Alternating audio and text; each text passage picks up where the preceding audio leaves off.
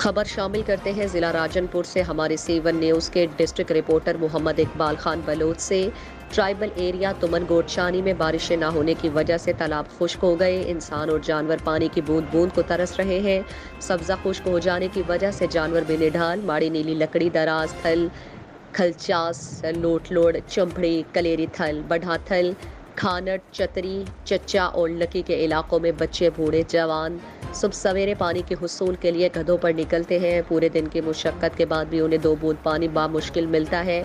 Political assistant deputy commissioner Rajanpur, commissioner Dera Ghazi Khan और director general tribal area development authority से request है कि पानी की फराहमी के हवाले से मौसर इकदाम करें। माड़ी की वाटर सप्लाई स्कीम को मुकम्मल कराएं, तालाबों की मुरम्मत कराएं और बाकी मवाजियात में आवाम को सोलर पेड्स फराहम करें ताकि वो पहाड़ी नालों से पीटर पंप के जरिए पानी हासिल कर सकें।